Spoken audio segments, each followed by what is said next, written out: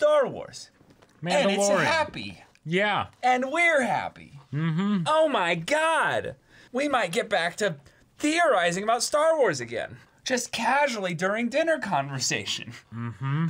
What is life? Is it 2004?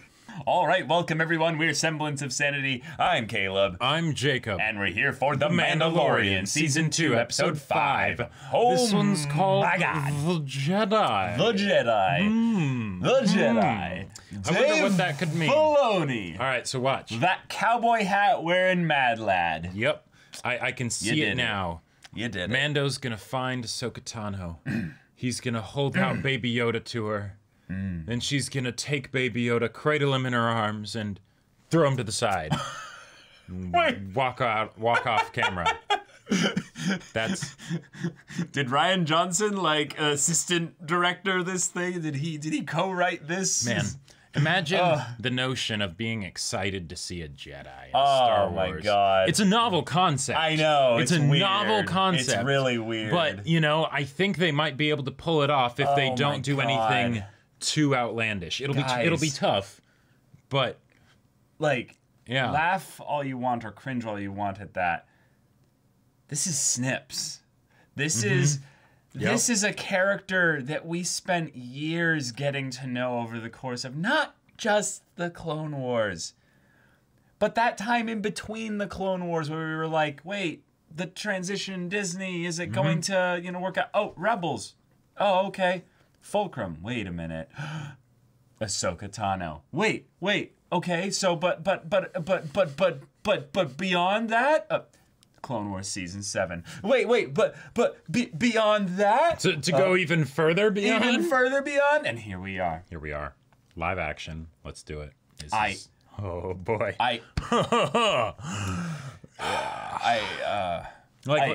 I care so much about all the other things that are going on in The Mandalorian. There was a lot of cool stuff, especially with the Imperial side of things that happened in the previous episode that's setting up, I would say, the grander, overarching kind of threat.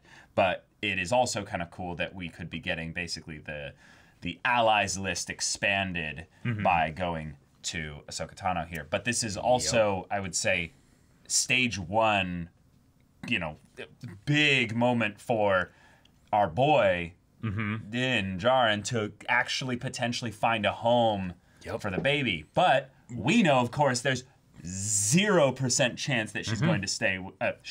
The baby, the child, is going to stay with Ahsoka. Right, because there's no the show way. must go on. The show must go on, and also this is the Mandalorian. Exactly, not Ahsoka Tano. Exactly. Same sort of issue with Boba Fett there. It's like, have them come in for a little bit, it'll be great, but we can't have them stick around and take over the whole dang show. Yeah. So how are they going to reconcile that? I'm curious. Right. I'm already preparing myself for when I'll have to say goodbye, but thankfully this is the kind of creative team that is not going to kill Ahsoka Tano in the same episode that she's introduced. I mean, who knows? Maybe the Dark Troopers just come in and They are tracking the Razor Crest. So, if anything, I expect an Imperial showdown where Ahsoka's like, "Get out of here with the kid. I got this." But she's been left in a room with Vader. She'll be fine. Like, we're talking a lot of things here that y'all, if you haven't gotten this kind of memo with regards to Ahsoka stuff, that's okay. Yeah, that's okay. You're still gonna have a good time. Yep. Because eventually. You'll be like, ooh, this character is cool. Then you can go back and watch all this stuff. I want to see all the other stuff they're in. Yeah. Okay, so a couple things that I don't know if you will know. Okay. But, guys, I'm excited, because I don't know if Jacob knows about this, but I'm excited to see them. And them? Yeah, them. Yes. This is a set of things. Okay. I'm very excited to see these things. Okay. I don't know if Jacob is aware of these things. So, are you talking about the dual silver lightsabers, or white lightsabers? Yeah. Okay, you do know. Yeah, I do. All right. Well, anyway, y'all, without further ado, let's get into this. Thank you. And thank Your you. bravery will not be forgotten. I love that little line. Okay. Yeah, They knew what they were doing with that line. Yeah, is it a message to him or to Ahsoka? Yeah, exactly. It's both. Okay. Okay. All right. Good feeling I might need a paper bag. I know. Just.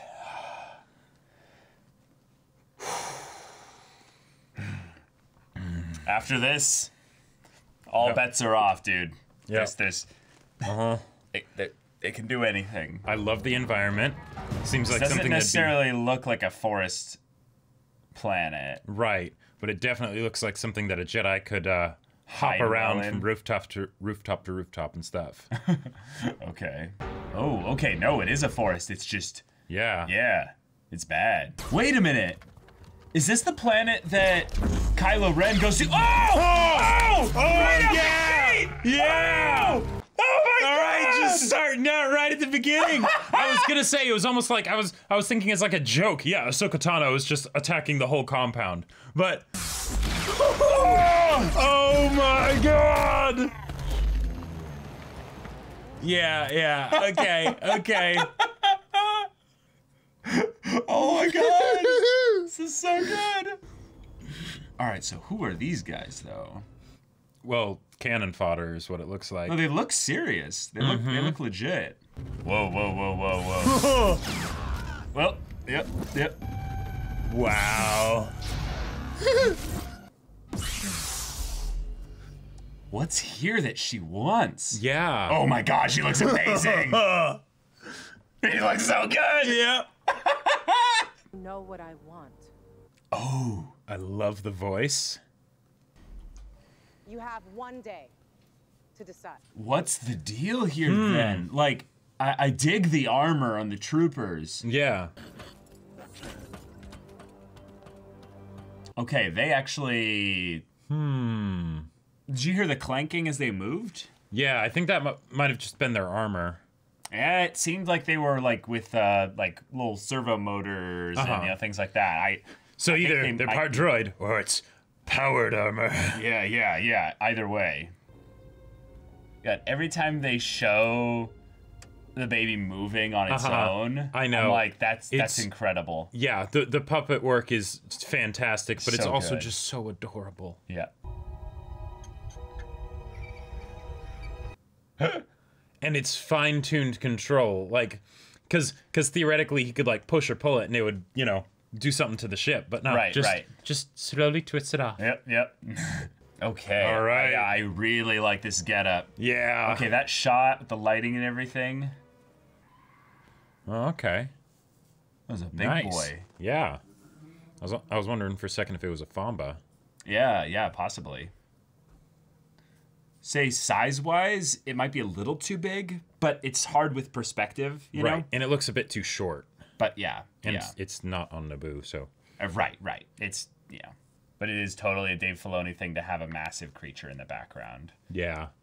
Back in the Avatar Last Airbender finale, he For season one. specifically put a massive wolf in the background, Yep. because of his wolf motif thing. You're a hunter then. Yep. Yeah, they're gonna try and hire him. This is perfect. They'll send him to Ahsoka. Right. Or try and get him to like stay here to like help defend. I don't And then he'll think be they like, oh, that looks like a Jedi. Yeah, I don't think they would give him too many orders in that regard. I think they would just be like, if you kill her, here's what we will pay you. Right. Whoa. And he's gonna be like, but I have a task that I've been given. This is the way. The way is stronger than any credits or Right. yeah, I don't know. Maybe if they offer him some Beskar, it could get complicated. Well, but also he could help if they have something that could actually be a threat to Ahsoka, he could help her out. Right. Yeah. I mean, that's the way it's definitely going to go eventually. Oh, that's the culture here. Yeah. Anyone with that level of hardware walking up there like, oh, Nope. I- Best not to deal with them. yeah. Yeah. Oh, this is awkward. Their get-ups look like the Knights of Ren, don't they? Kinda? Just a little bit. I have never actually rewatched The Rise of Skywalker, so They're in the other movies too. but they're like dark in the bits That's that true, and that's far away, so I'm not oh, sure. dang. It could be. Look at them. Oh. Just sitting up there. Wow. Oh my god. That is inhumane on the highest level. I love it as far as the design goes for like a cool Star Wars design of something So horrific. Yeah, a way technology could be used in some nasty ways. Yeah, because they did that with force cages and stuff where you would have to stand up. But a lot of them were big enough to where you could sit down, but you couldn't lie down. Right. So since you couldn't lie down, you couldn't sleep well. But this is just like That's just evil. well, but also putting them on display for like Yeah, I'm definitely getting the whole Come forward. very samurai-inspired theming here with the buildings, the little pond. right. And then the here and stuff. lone soldier that comes into The town. Ronin. Yeah, Yeah. yeah, exactly. But that's also Ahsoka. Yes. A Jedi plagues me. I want you to kill her. Difficult task. One that you are well suited for. Is that a Beskar spear? Oh my god. Yeah. Yeah. Oh my god. Okay. Yeah, Damn. they didn't forge that at all. No. They looted that. So Ahsoka, I'm gonna need you to die, but make it convincing. Or will you help me take out their compound and I get to keep the spear? Yeah, you give me your lightsabers, and then I'll go and steal them from you. Yeah, Yes, yeah, that That'd would be be- the yeah. ultimate like D&D like dumb way to do this. He's like, That thing. I keep it around for luck. Nice. nice, that's awesome. He's like, yeah, good luck, buddy. I wonder if they've sent many hunters after her. I'm guessing not, actually, because, Yeah. you know, many just wouldn't take the job. Oh, of course not. Yeah. God, I'm so excited. okay, I cannot wait. for Are them we to actually talk. going to see a lightsaber come into contact with Beskar though? I mean, Like, there's no reason to. no reason to, unless like she attacks him like without, like asking Without questions. provocation? Yeah, but I don't think she'd do that. I mean, she might see the Mandalorian armor and I be think, like, I think she sensed the child coming. "Good point." Well, and also, Ahsoka's fairly friendly. With a And lot you of gotta have, Mandalorians. you gotta have the owl. Well done, Dave Filoni. Well done. Tying it all together with the Ashla and the stuff from. Oh my God. Oh, yeah. Okay. All right. Katano!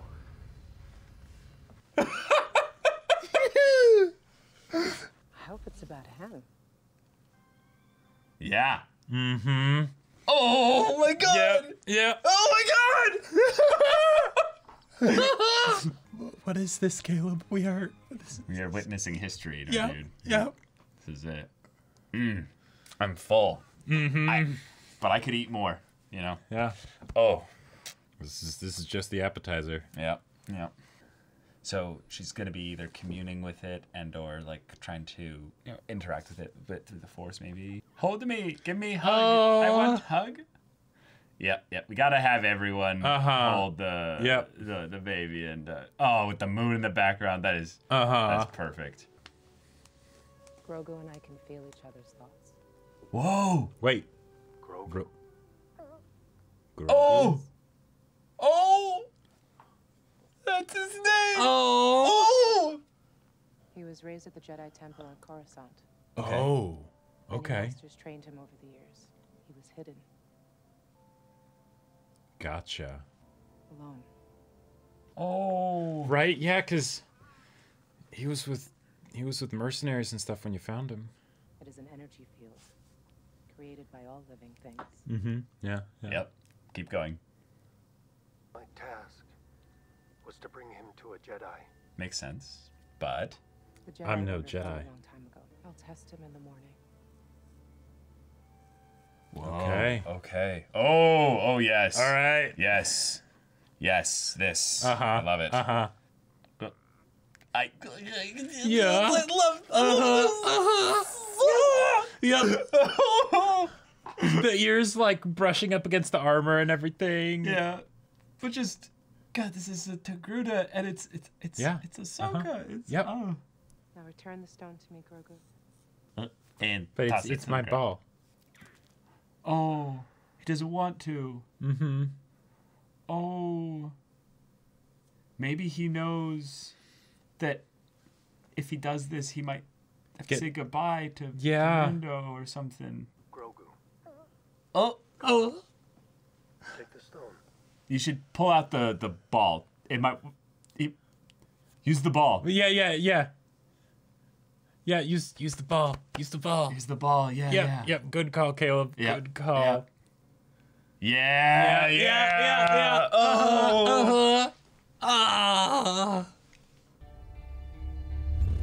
Oh.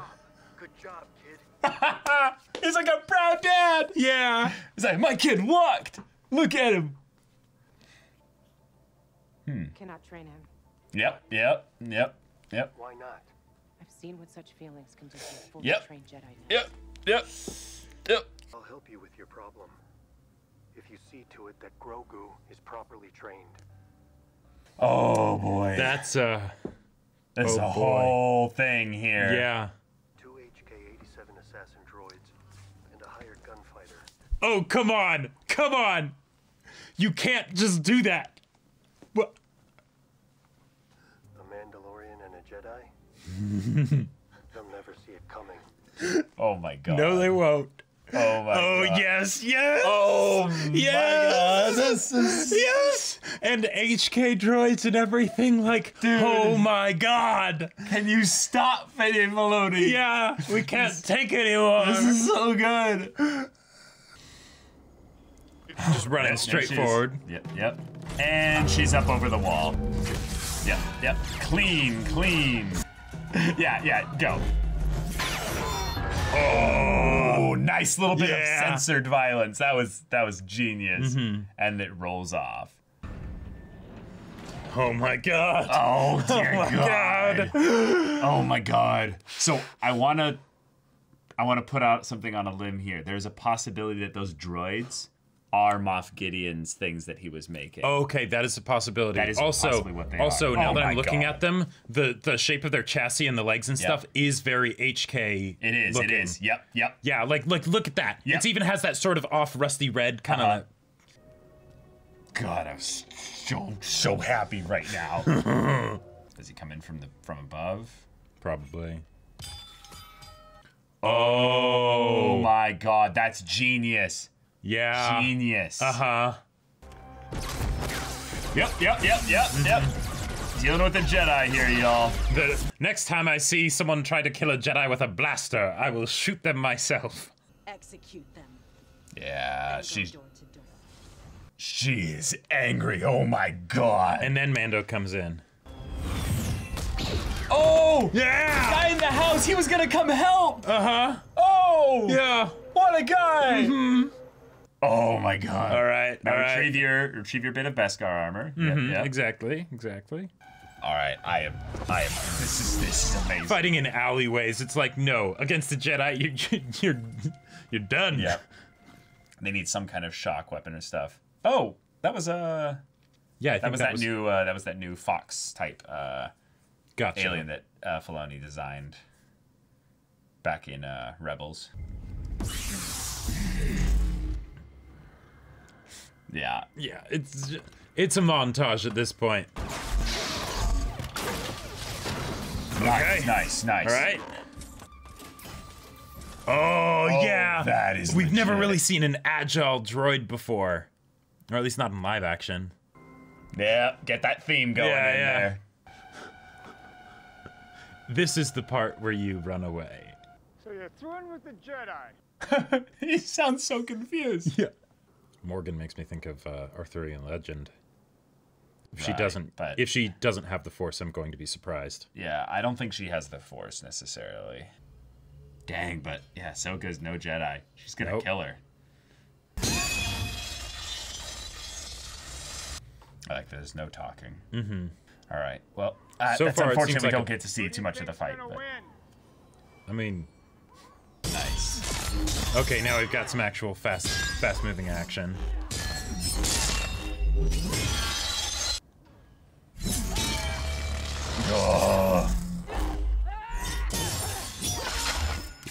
Oh, really? Okay. Yeah. yeah, that backhanded reverse grip. Let's go, Snips. Let's go. Well, the End other of this problem with the here. spear is that only the front end can actually hurt her. Yeah, right. So Yep. she can just Clean. do that. Yep. Yep. Yep. Oh, Yeah, no. not even. Not even. Close. Apparently, your survival instincts aren't too good. Nope. Cool. Oh! Oh, God. I That's was right, like- because it was on the roof. Yeah. I was like, please don't kill the Yeah. villagers, please. Come on. Where is Grand Admiral Thrawn? No! No. No! No. No! You. What? You can't. What? You can't do that. That's... You can't. What? What? Okay. Well. So, I have so many things I want to say right now. but is she gonna be gone? Yeah, I think so. Yeah. So just please tell me they're getting Habersnatch Cumberbuckle as Thrawn. Like that needs to happen. We just. Ah! I can't believe they're actually doing this. Like because if they're bringing like okay, oh my god. Oh, no, sleepy boy. Yeah. Sleepy girl. We got his name. We got his Sokatano. I know. We got Grand Admiral Thrawn. And jumps out of hyperspace. Star Destroyer. I cannot train him. There is one possibility. No Go to way. the planet Tython. What?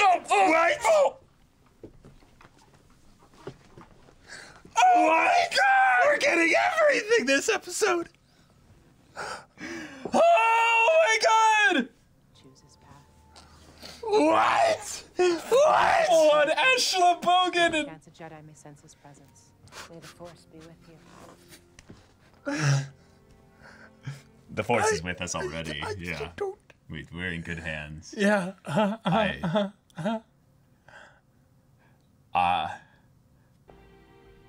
Oh, that's. Holy shit, Caleb! The amount of things that we got this episode.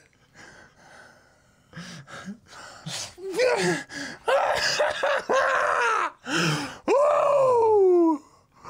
Oh Doing it, man. Old Republic is a few years away. Yep. That's the I know. only evidence we needed Yeah. was just like, no. Because HK droids weren't enough, right? Yeah. Let's just straight up do Tython. Just straight up bring Tython into this. No big deal. Yeah. Oh my god. God, just bless you, Dave Yeah, Filoni. And written. Yes, of course it was. Oh! This is it must be Christmas morning and no one told me. Like, oh my god. Wow. Holy crap. Yeah, this is where all that extra episode time went to from the previous episodes that were shorter. And in this one, they're like, no. We going full length Holy shit. here. God.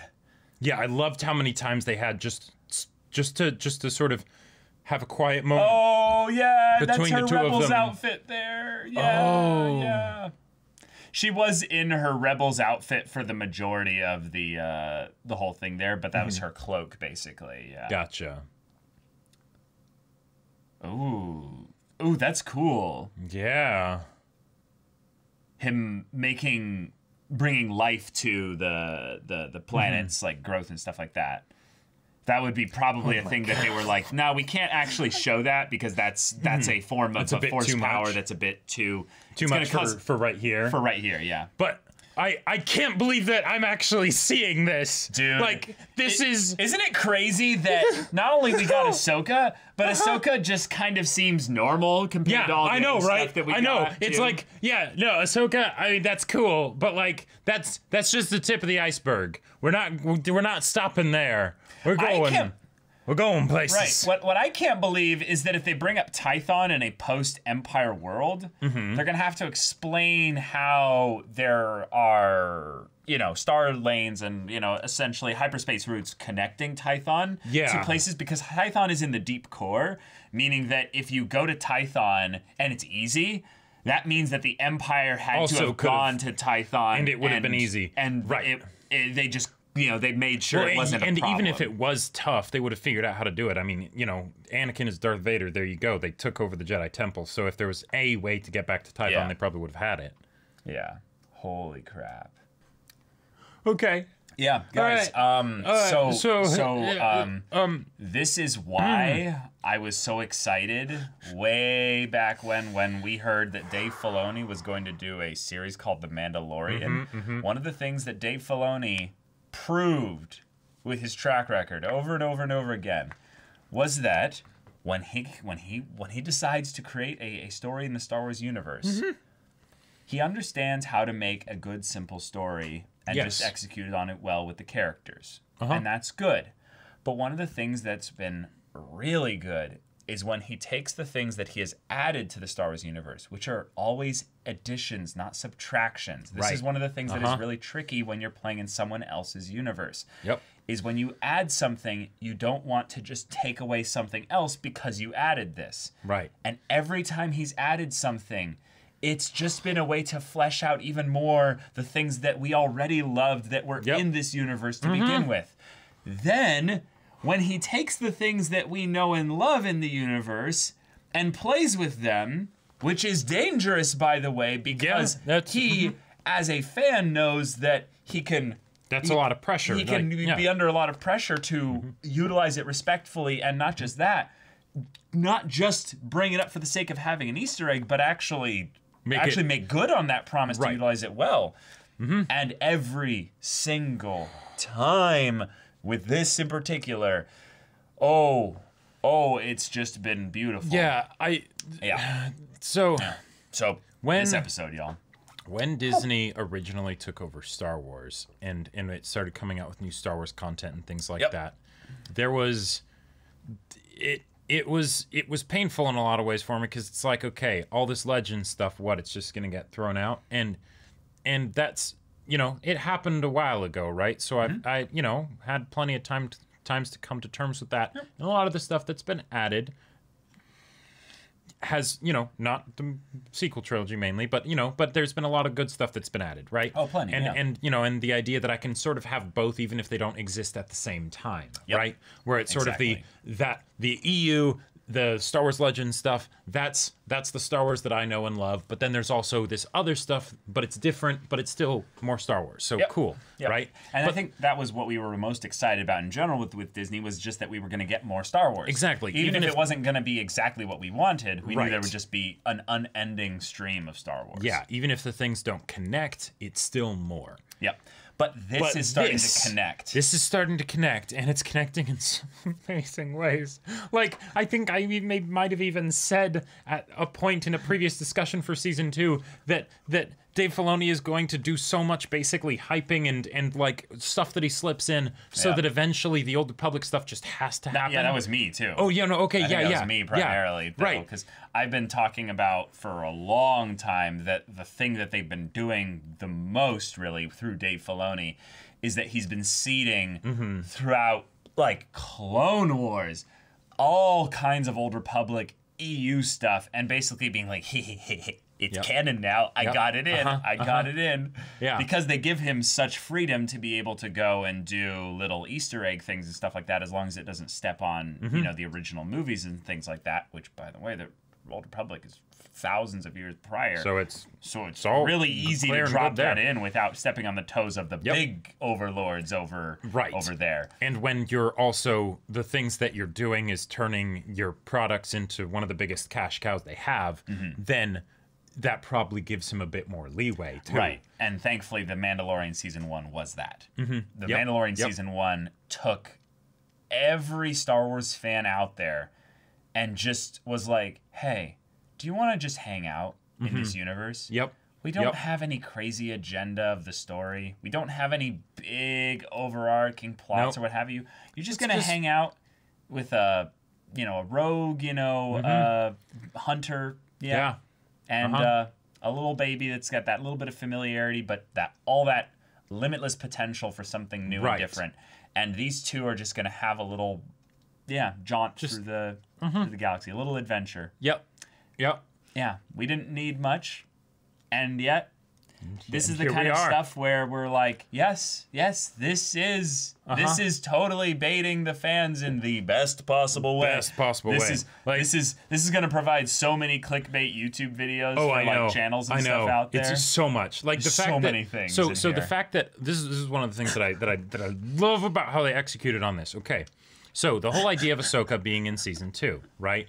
It wasn't Right. exactly kept under wraps very Yep. well, Yep. right? That's true. And people are hyped for it and everything, Yep. and then we get the thing with Bo-Katan, and she's like, "There, you'll find Ahsoka Tano," and it's like, thank God, It's yes, actually This is happening. This Yep. is amazing. We were right. One of the things, though, that always could have gone badly is that when and I feel like I see this in a lot of cases with other stories where you can tell that the creative team aren't in touch with the fans, in that there will be so much sort of nostalgia lens that there won't be much that it adds really right. in the immediate that's sense. what pandering is basically. Right. It's more of just the let's We said the things. we said the thing. Yeah. Let's live all in the Fans like glory us. days, right, of back then, but not actually add stuff here that we can get invested in. Right. And in this situation, Ahsoka Tano could have absolutely been that, where it's the, hey, we're going to bring in Ahsoka Tano. It's going to be awesome because you love Ahsoka Tano, and we know you'll love it that we're doing this because it's Ahsoka Tano, Yep. right?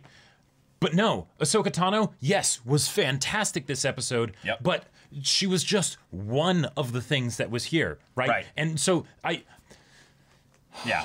Everything that we wanted out of Ahsoka Tano, we basically got, and in some ways, they actually held back. yes. Some of the things that I really respect the whole team involved in this is doing, because I'm sure while Dave Filoni wrote this episode, he very much has to, go through his own process with Absolutely. going through the team and everything, with approving everything. But Ahsoka mentioned Anakin basically once and did not get like super on the nose name dropping anyone. The only time where it even came close to that was when she mentioned Yoda as being the only other one of his species. But that was the most natural inclusion of an original, prequels Exactly. and original movies. Yeah, it makes reference sense. in that Like regard. it would feel weird if she didn't mention. Yeah, Yoda. she would be like, "Oh, I met someone like him, but you wouldn't know who he is." It's like, no, it doesn't Yeah. matter. Yeah, this is familiar, Ahsoka. This is something where you're probably feeling like, wow, this is a breath of fresh air. Right. I Just- hope you're here to talk to me about this guy. Yeah, You know?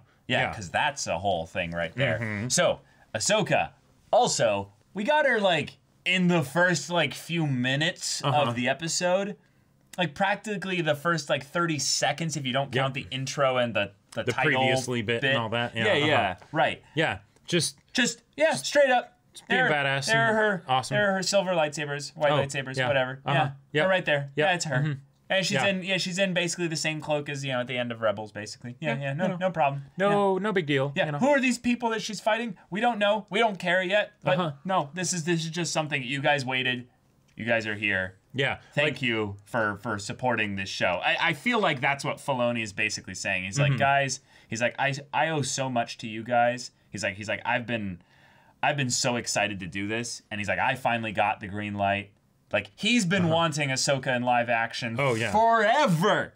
Yeah. Like, back when the 2012 movie came out, and there were so many stupid butthurt fans. No offense, Jacob. No, I mean, know. I was like 13 at the time. Or I something, got you. or- I got you. yeah.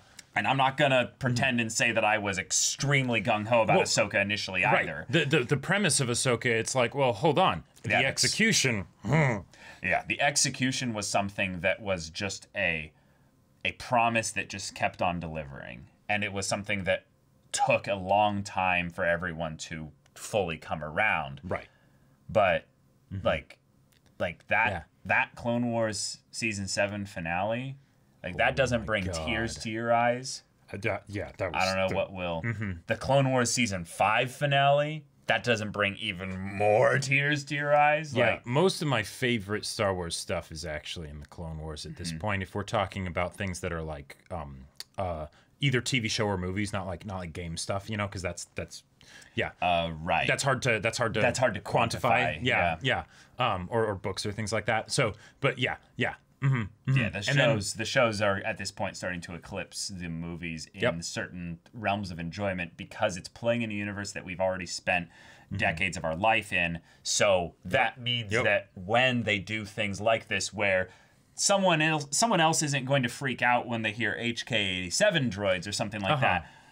But we will. But we will. And Filoni knows that there's, maybe only, 250,000 Star Wars fans that are really going to freak out when that happens. But not at this point. I feel like at this point, the canonized specific things of the EU into the new canon so that we can tap into fan nostalgia for the purpose of driving new narratives that we have a guaranteed audience that will be excited for it coming out. Right. Even if the characters that are like the main characters in it aren't ones that we're familiar with yet. I feel like if that's Disney's strategy right now, go for it. Go for it. Yeah. Because I loved this magistrate character too. Sure. So she was named it was Morgan. Yeah. Morgan, and it was like Elba or something like that.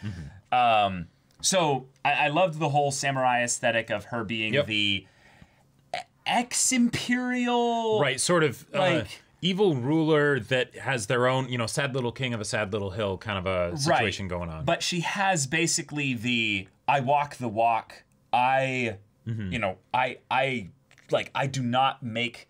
Like, you remember how the Imperials in the little shuttle bit were having that moment where they were like, oh no, how are we going to do this? We're not really competent. All of them. Of them. Right, but when it came down to the end and he was like, go and kill yourself. Long live the Empire. Right, there was this kind of ferocity of conviction. Right. In this here, we saw basically someone who was just a person who doesn't necessarily have current ties to the Empire, but it was like, no, she had some. She's currently ruling this area, and it's just shit here. But she's someone of conviction. She believes in something. Yeah, so this is something that I wanted to point out. Yeah. She stood up against, Ahsoka isn't literally a Jedi anymore, but she doesn't know that, right? Not to her, it's a Jedi. Right, to her, it's a Jedi. Yeah. She stands up to this Jedi that's fought through everybody, basically, with this Beskar spear, and she didn't have Force powers. She didn't have Force abilities. I was abilities. just assuming that she must bust out some Force abilities at some point, because otherwise, what in the hell is she doing, right? Like you are not going to win this fight. Right. Like, even if you have some cool moves, that's just not going to happen. What I would love to have found out, basically, is she said that, where's your master, Grand Admiral Thrawn? One of the things that Thrawn is known for, it is an iconic aspect of his character, is that he knew how to handle Force users. He studied them to the point where, yes, we know the Issa Lamari and all that stuff, and we'll save that for a lot of the people that aren't going to know what that stuff is referring to. But if she had just steadied her mind, basically gone into a phase of just nothingness, Ahsoka can't see the future to predict her moves. And just at the very least, a non-Force user can go toe-to-toe with the Jedi, even if there's no way they're going to be fast enough. So I would just love to have them have a thing of where it's like, oh, no. I studied under Thrawn. I learned martial techniques. I learned, all kinds of stuff there.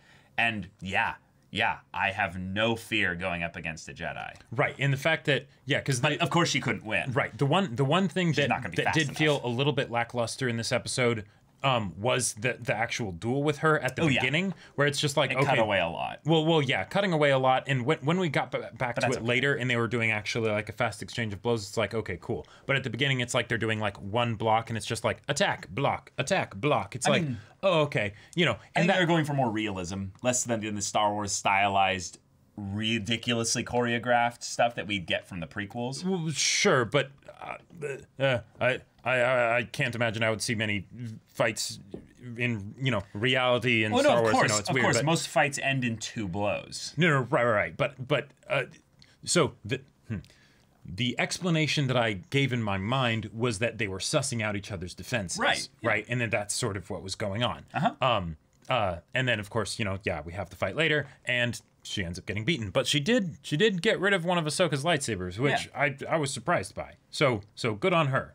Good on her. Yeah, one of the things that I feel like needs to just be emphasized with this is the reason why I brought up all this stuff with Thrawn and things like that is that, like, just because you have the Force, and one of the things that is really, really tough to do when you transition a character from animation to live action is animation. You can make a character move in any way you want. Yep. Just because they're animated, so we're seeing Ahsoka jump 350 feet, flying around, doing flips and all this stuff. No, we can't ask Rosario Dawson or even her stunt double to do all that kind of stuff here. Yes. So we have to show a fight that's satisfying on a physical level and a visual level that is something we can actually do, on screen here. So if anything, I felt like it was more of a classic, like kind of a samurai duel where it is more about the stances, the strikes, and the perfect stances, blocks and stuff. And then also the narrative build up to the fight rather than necessarily the fight even itself. Yep, the atmosphere, the environment that they're in. Yep, the atmosphere and everything for this episode was on point. I loved it. This was the kind of, planet, just the settlement here is the kind of place where I'm like, ooh, yes, I want to see what happens here. If they had wanted to spend 2 or 3 episodes here, I would have been okay with that. I'm glad they didn't, right? Keep things chop pace, move along, right? But if they wanted to go into some little mini arc where, Mando really gets to know some of the people here and, or things like that, that probably could have worked. And then maybe Ahsoka gets a bit more of a chance to train, the baby, which, what was the name? It was Gogoro. Grogo or Groguro. Grogu. No, it wasn't an ooh. It was It was like go. I'm pretty sure it was ooh at the end. But the explanation also for why Ahsoka wouldn't train the baby is perfect, right? Because it's not necessarily that she couldn't or anything like that, right? But it's that, you're the one with the connection. I don't want to take away that connection that the baby has to you, right? And, I'm not going to travel with you directly because I have other things I need to do, right? So, there we go. I can't train him. Maybe you can find a Jedi on Tython, or a Jedi will find you on Tython. They'll be able to train him. And Grogu, you're right. Yeah. Grogu, okay. Yeah, you're right. Yeah. And then that can be a way that if they want to have a Jedi traveling with Mando, or a Force sensitive of some kind that can train Baby Yoda, it's not necessarily Ahsoka. That way she doesn't steal from the spotlight of Mando because it is the Mandalorian. Right. And we are saying goodbye to her here. Probably temporarily, because if Dave Filoni has anything to say about it, and if God, we'll get into the other stuff in a second, but like if we have these kinds of people just existing in the Star Wars universe and we're willing to actually bring them into live action, you don't just bring them in for one episode. No, it's one of those things where I don't want them necessarily in the show that much personally. I know that I'm freaking out right now just because this happened. But what I'm more excited about is just the idea of, let's be real, the reason why they brought Ahsoka Tano in here is because the fans wanted to see it, but also they're like, could we do an Ahsoka show? How much do you want to see this? Because if you really want to see this, we will make a show about her. Right, like, exactly. Filoni will definitely get the green light. If anything, I would almost be sad about that, because then Filoni would want to probably shift over to that show, and then he wouldn't have the time necessarily for The Mandalorian. Well, maybe. So one of the things, wouldn't write it maybe anymore. Right. One of the things I'm curious about with The Mandalorian is, are they going to go for this thing where, because Baby Yoda is, or Grogu is 50 years old, but can live to be however long we want, right? That this show could go on for however long we want, or is there going to be a set end point in mind, right? I don't think there's a set end point. I don't think so either. I think that that's probably why they're doing this kind of focus for season 2 with seeding a whole bunch of other stuff. Is they're basically saying, no, we definitely don't have a specific endpoint. We have specific antagonists with specific conflicts that will come up. Sure. But no, we don't need to have it end with a dark saber and, freaking Beskar spear wielding, Mandalorian fighting each other over a scarred Mandalore planet, or what have you. Like, there's, Yeah, they don't need to do that. Right, but they don't need to. They could have it go on for forever. Yeah. And eventually Thrawn, comes back and, it's a thing of where he's helping kind of maintain a connection between the First Order in the unknown regions and, the current system. And that's why the Rebels and the New Republic are sundered, is that there are people that still need to deal with Thrawn, and they're still weak, dealing with Imperial Remnant stuff, getting their asses kicked by this badass Chiss ascendancy, which, okay, let's go full nerd here, Jacob. All right, this episode, so you want to start with Thrawn? Yeah, this episode gave us just the samurai aesthetic, the wonderful kind of reference to what just the Jedi basically were originally inspired by, so great stuff in that regard. Ahsoka, Din getting to basically learn your baby's name. Yeah, and in the whole thing with the pulling out the little ball, and This being is like, supposed to stay in the ship. Puts it in his pocket, doesn't put it back in the ship. He's Yeah. And the way he like hesitates to like, be like, hey, Grogu. Yeah, and perks up. Yeah. Like Sundere Din Dad. Yeah. I am We're here so on board it. for Yeah. like that. You're like his father. Yes, he is. Yes, he and is. this is his son. And That's my son. Right. And you will protect him and all of that stuff. And yeah. So I love that. I love that. Yeah. And then we got to see a nice just sequence of action and stuff. And, then we had a bunch of little Easter eggs and stuff, but I kind of want to just go ham on the Easter eggs almost at this point. Before we go into the Easter eggs, one cool thing also that they brought up that isn't like a big thing because it's not like an Easter egg to like other EU stuff, but I'm just glad that they brought it up, is the idea, kind of EU stuff, but the idea of a Star Wars shotgun.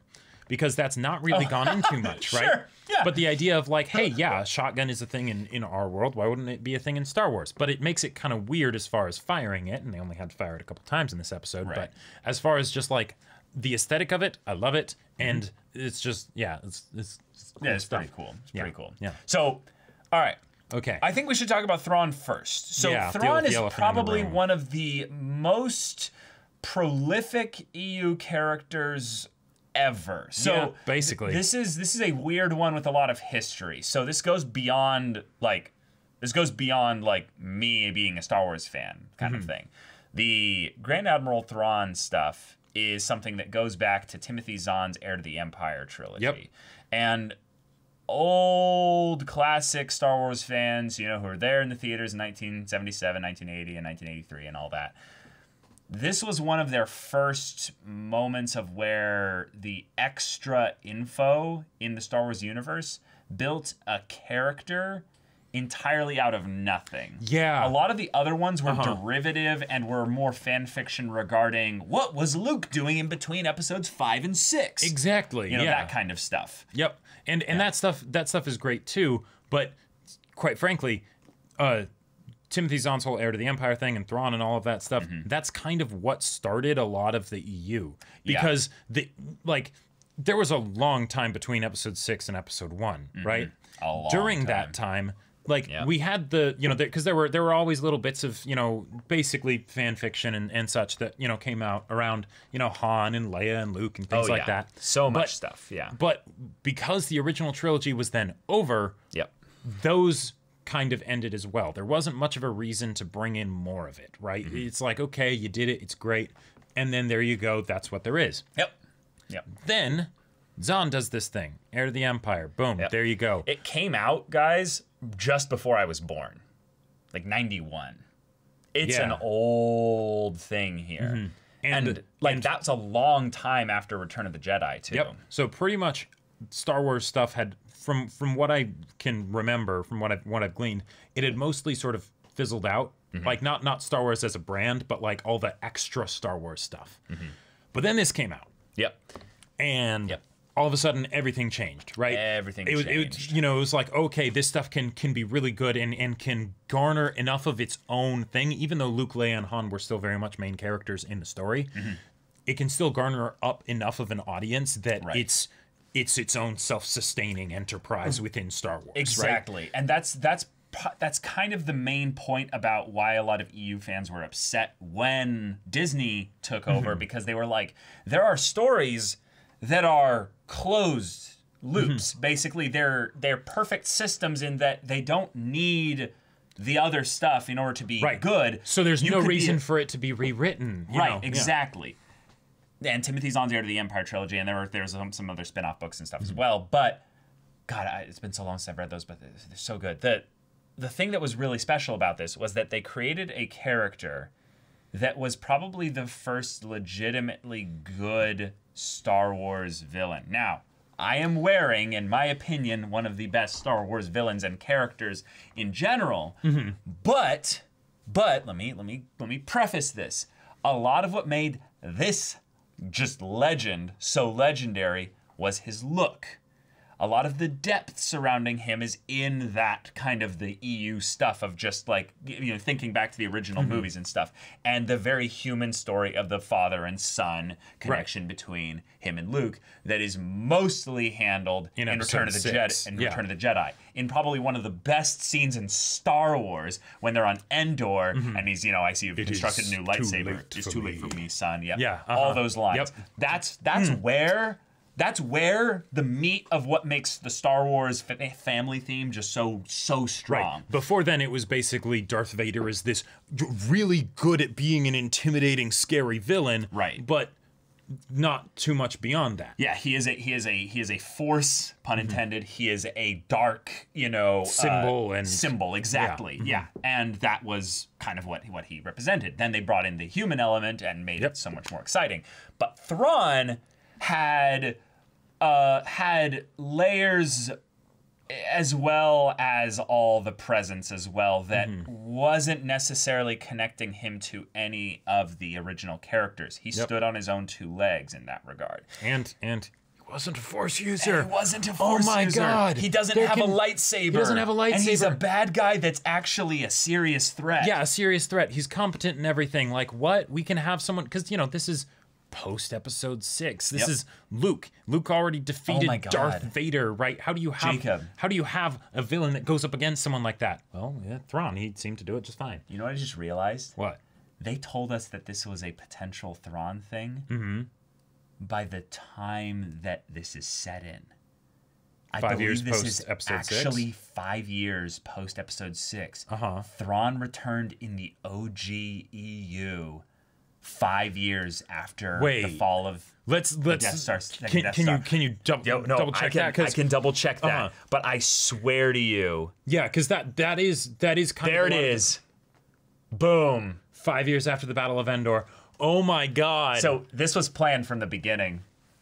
Yeah, this was planned from the beginning. They're like, if it's a success, we'll do this. That's a place we can take it. We don't have to, but we might just get a transmission in like the season 2 finale or something where Gideon's like, all right, things are going well with the science project. Yep. Have you found a way out? Right. Thrawn's like, we are still testing every opportunity to get our way out of here. And so. Yeah. Okay. Guys. Thanks for pointing that out. That is awesome. So I have like 3 things to say about Thrawn. One, if you don't know who Thrawn is, that's okay. Yep. There are EU books, Heir to the Empire trilogy. There are also current canon books. Yep. That is a rewrite, basically, of his story by the same author. And all the people I know who are reading them are saying they're really good. But we also have him in Star Wars Rebels, which, while I would say it might not be everyone's cup of tea, Thrawn was handled quite well. Quite well. Oh my God. But the way that he was shuffled out of the story so that the Fall of the Empire doesn't include him was that, I'm not going to spoil it exactly, but there is a thing that happens in the finale that... Yeah, well, basically, there's a thing that happens at a point in Rebels where he is shunted into the unknown regions and he's stuck out there. Which is kind of how his story originally went in the first place. Which is kind of how it went in the first place, yeah. Originally, it was something where the Emperor tasked him. The Emperor tasked him, right? Because it's, one, he was from the Chiss Ascendancy and that whole thing and everything. That's a whole other thing. Yep. But the idea of, if the Empire just spans everything, well, what else do you do? Go to seek out new life and new civilization. So you send your cultural adept, imperial grand... Yeah, yeah. Oh my God. I just am so excited to think about the ways that they can use him, but also, I mean, the cheesy also thing that, I mean, you mentioned is that years ago, guys, when all the sequel movies were coming out, there was a rumor circulating that Habersnatch Cumberbund was going to get cast as Grand Admiral Right. Thrawn. So, there wasn't any foundation for this. Most of it was just. There was. Oh, really? There was some talks about potentially him getting approached for Star Well, Wars. well, but 'cause- I don't think he said yes or anything. Because what I from what I remember of it, and this could totally just be spotty memory and everything, is that once people found out when the timeline of the sequel trilogy was going to be, A lot of them assumed that it was going to be Thrawn, right? That he was going to be one of the main antagonists of it because, hey, there you go, it sort of lines up, and that's a pre-existing character that they could bring in to sort of smooth over the Star Wars fan base since we're redoing a lot of the canon, right? The fan base though that is into the EU. Right. Which is about like, into the EU. I don't know the numbers, but it's definitely not the majority. Yes, and clearly Disney did not think that was as important back then. Right. Probably, hence why it didn't end up being any carryover characters, right? Yeah. Yeah. Here we are. But when there was that idea of, okay, what if it was Thrawn? Then there was all the speculation of, okay, who's the perfect person to portray Thrawn, right? And the general internet consensus was that Benedict Cumberbatch, aka Habersnaffle, Habersnatch Cumberbund. Habersnatch Cumberbund, yes, exactly, would basically be perfect for the role. Yep. Like, and Basically. Yep. So then he ended up playing Khan in the Star Trek remake, and we were like, yeah, this is why. Right, Even though you might not like this Khan. this Khan, the movie, all that stuff, right? Like, it's like, this is just Thrawn. Yeah, right. This is the actor you want for Without it. the blue skin. Right. So now that we have Thrawn, it's just gonna happen. Like, It's gonna be amazing. Do you know who plays Thrawn's voice in Rebels? I don't. Because Katie Sackhoff was brought in for Bo-Katan, that's even true. though she was the voice of Okay. that there. Now, I don't know his name, but you know him from Sherlock. Really? The guy who voiced Thrawn is the guy who is the villain that Sherlock shoots. Remember the one who had his own mind palace, basically? Yeah. And he has this voice. He talked very much like this. He was the really creepy one who Right. licked people and stuff. Oh yeah, that's right. He did do that, didn't he? Yeah. But his voice is, it's wonderful for Thrawn. I know some people they're like, Thrawn is like their baby, and they won't accept anything but the way they exactly perceived him in the books. Which again, Star Wars is all about adaptations and all about like things getting slightly tweaked over the course of time to fit, the current narrative and stuff. Yep. So that makes sense that people don't necessarily like him like everyone does. But if that's the voice in Rebels, that guy definitely he's too old. He's way too old to for actually Thrawn. play Thrawn in live action. Yes. Which means that they'll have to do someone else. They're not going to do another Bo-Katan. So Yes. However, I will say Uh-huh. that the timeline-wise does kind of allow for Thrawn to be in that almost kind of 50 kind of range and stuff like that. Gotcha. He isn't that old, but if you wanted to have someone play him who is older, but then you make up him, you wig him, you make him just look the part.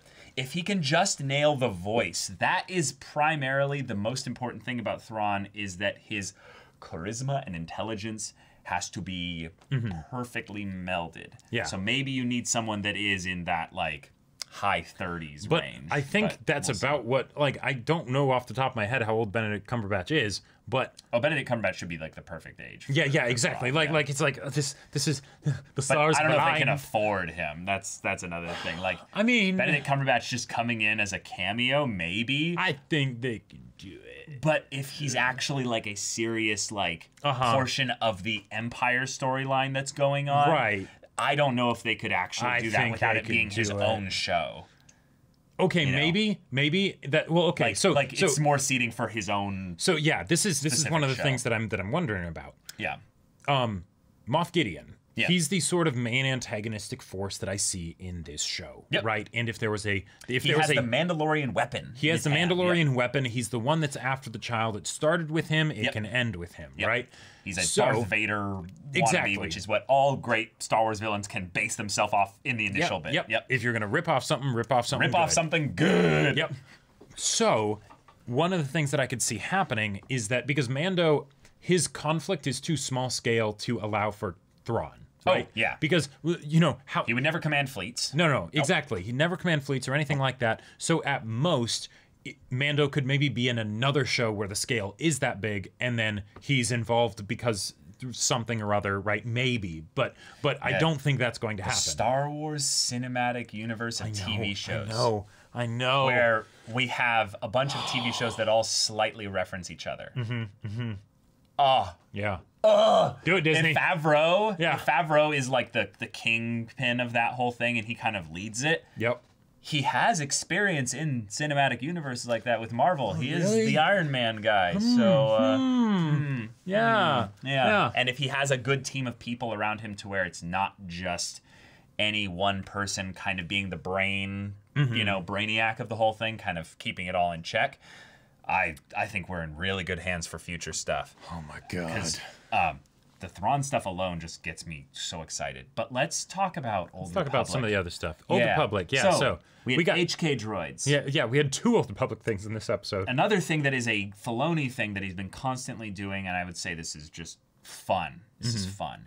He has a species of creatures that are like these little owls. They look like owls, but they're basically like Star Wars inspired like owls and stuff.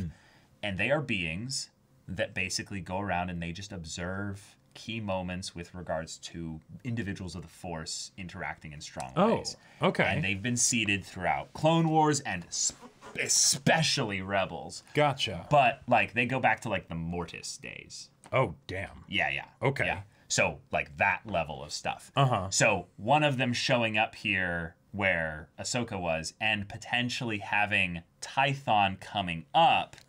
This could be a thing to where Filoni finally gets to crack his knuckles and pull out the deep lore. I mean, the Lucas never really wrote this into his lore, but it was in his notes in the background kind of lore with the Ashla and the Bogan, which in the expanded universe stuff is the 2 twin moons of Tython. One had the sun reflecting it, so it therefore was the light side.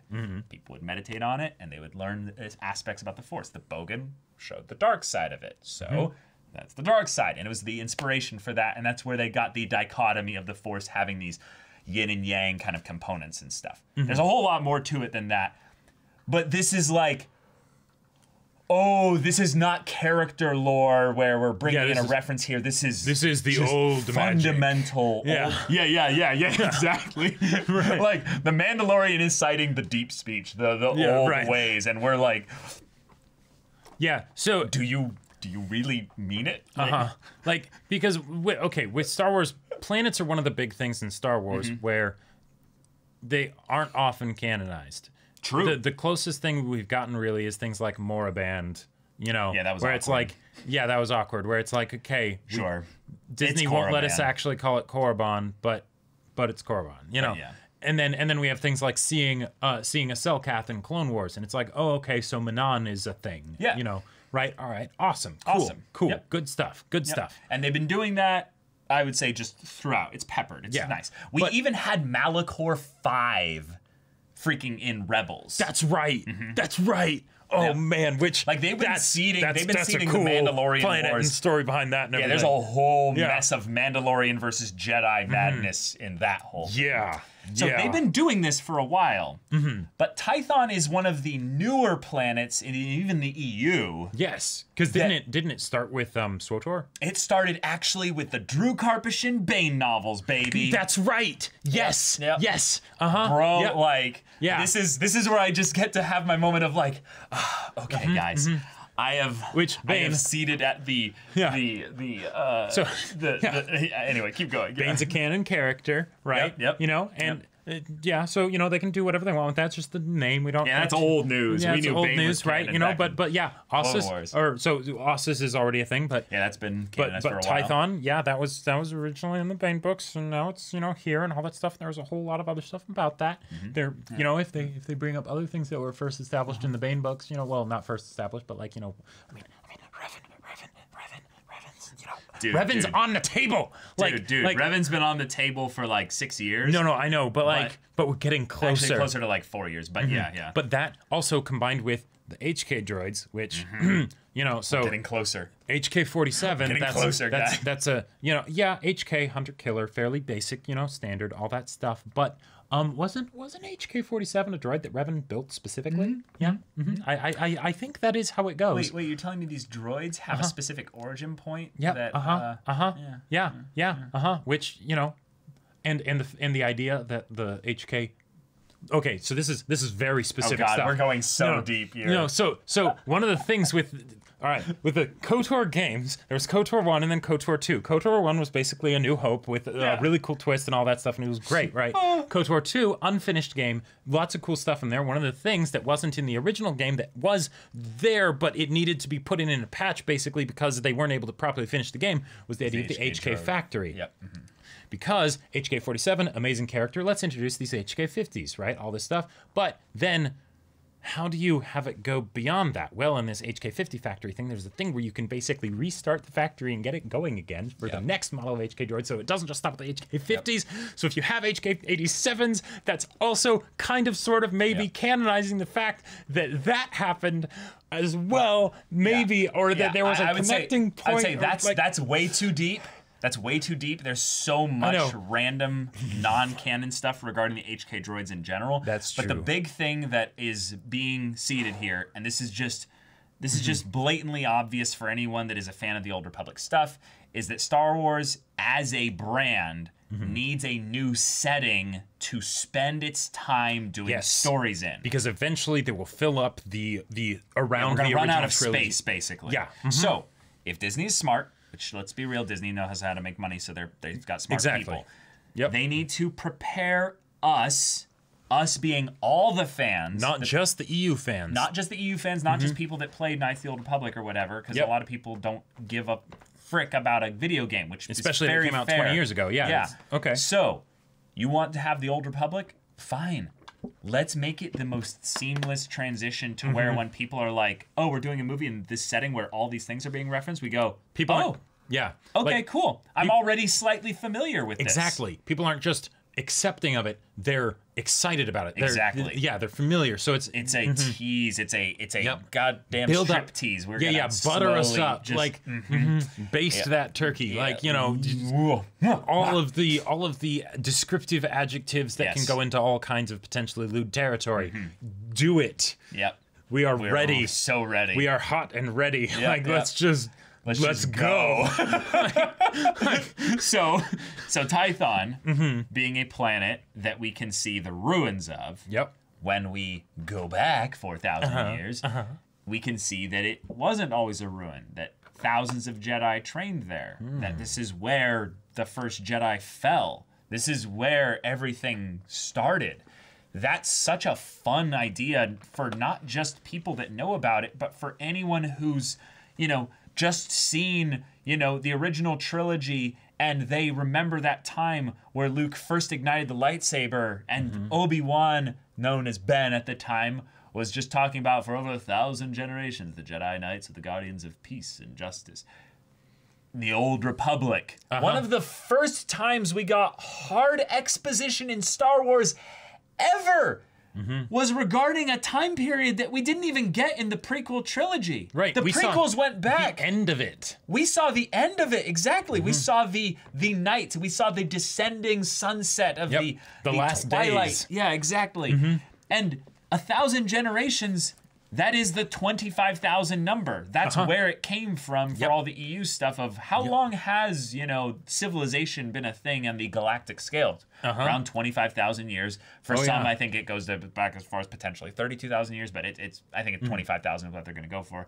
But that's because in some ways we had a conflict that started on a planet way back when called Tython, where we needed a little bit more civilization because there are people going around with really scary powers, Right. with unbridled emotion and all this wildness. So yeah, we could get into that. And if you think about it, it makes so much sense too, because if his task was to find the planet of the Jedi, right? Because he thinks that because of the misconceptions about, about this child, right? That, oh, this child is a Jedi, but is that a cultural thing or is that like a species thing? You know, right?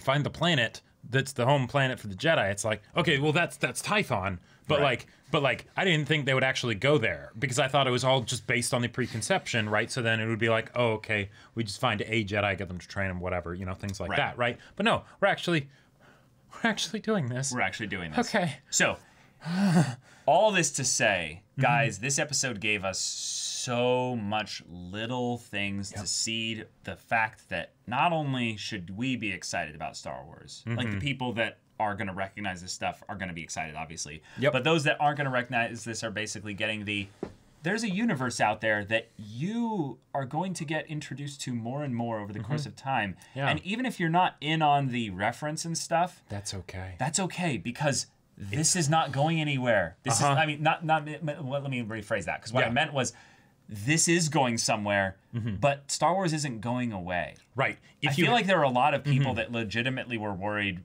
in a not necessarily so afraid kind of way, but just is Star Wars going to go out like this? But no. Star Wars is not going away. If you haven't seen this Star Wars, you haven't seen Star Wars. Like it's just gonna get gooder and gooder. Like that whole idea of how big the universe felt and everything with Lucas's films, even the prequel trilogy, right? Even if they didn't have necessarily the best rooms and talking, but right. But still, the universe of Star Wars, felt a lot bigger in the prequels. Felt a lot bigger, right? Even if you didn't like the plot stuff that they got into, you thought the Senate stuff dragged on or whatever, things like that. That's totally first time we saw the Gungan city of Otoh-Gunga. Remember that? Yeah, it's like this place exists. The music with John Williams track, even if you don't like Jar Jar, right? Yeah. That city. That's Star Wars. That's cool. That's Star Wars stuff, right? Now it's like no, that's only the beginning. That is the tip of the lightsaber iceberg. Right, exactly. Yeah. It's there's so much more that we can get into. More. Like I'm so happy right now. I'm just gonna leave this with y'all that's just really cool as a thing. Thrawn as a character was one that was known to literally study cultures. Oh my God, yes, that's right. And that's That's how he understood how to tactically defeat his opponents and stuff. He would get into their history. Star Wars is a fictional universe. There's a character out there that we're gonna get introduced to, everyone eventually, that studies the lore of a fictional universe, which means that we, as general fans, who might not know anything about the lore of this universe, are going to have a seamless transition of a character that is basically artfully and respectfully orating about how beautiful an individual aspect of the Star Wars universe is. You thought those videos on YouTube about like let's talk Star Wars lore were awesome, and they are. What if it was? I mean, hey, we don't have it confirmed or anything, but what if it was Benedict Cumberbatch, just in his sexy voice, just being like, just pontificating about Star Wars, or just the way a specific species interacts with the weather patterns on their planet. It sounds kind of dull, right? No, but Benedict Cumberbatch or whoever they choose to play Thrawn, will make it wonderful. Please. I know, dude. Please. I'm dying here right now. Like it's almost at the point where it's like, okay, the Star Wars fans, okay, if they were mad at the stuff you made, well, let them write it for you. Like. I mean, no. Let's be real. Not really. But Filoni went through the trial of fire to get here. Oh yeah. It's been 8 years since the Clone Wars movie, and the Clone Wars movie is, in my opinion, one of the weaker moments of basically the whole Clone Wars thing. There. Yeah. A lot of people will tell you that when you go and watch Clone Wars and stuff, you're going in just for a little fun adventure and stuff. It's really takes a while for a few seasons, I would say, before things get into the more ramped up, mature storylines. just to be fair. So Filoni, it took him a lot of work and effort. But he has undergone much training, Yes. and now he's not an apprentice I always get anymore. to sit at the feet of the master. Right, It's exactly. Yeah, so also, one of the other things, this is actual episode commentary, but I Okay. love that they did this. We got communication, direct communication, even though it wasn't through traditional language, with Grungu or Baby Yoda, right? Grogu. Grogu. Yeah, Grogu. Because that's something that it's an adorable dynamic to have, Grogu and Mando, and have them, he talks to Grogu, and Grogu sort of, coos or does his adorable, little looks back at him, right? But that is a limited connection. Yeah. Right? Yep. Now, because now that in addition to the name, we know that Grogu is capable of communication, even if the medium that he uses to communicate is not something that Mando has access to, Yeah. right? That's a big deal. Yeah. That is a big deal, because that can, since this show, the crux of this show, beyond just seeding stuff for Disney's other Star Wars things Yeah. that they want to launch, Is this relationship? is the relationship between these two characters. Well said. The fact that was introduced here, that cannot be understated. Mm-hmm. Also, the other thing that Ahsoka said that I'm very excited for wasn't just the idea of maybe a Jedi will come to you on Tython. Yes. But it was also the idea that Grogu, when there, Grogu can decide Yep. what they want to do. Oh my God. Yep. That So That. So one of the things that has been given to us, yes, through the rise of Skywalker, I'm saying this, is the idea of how many beings have ascended into the Force that are out there that could theoretically interact with the child. And back then, when we got actually the voices speaking to Rey at the end of the Rise of Skywalker, there were quite a few voices in there that we hadn't heard as Force ghosts before. That's true. But That's if true. this is Tython we're talking about, there's a possibility that there could be Oh my God.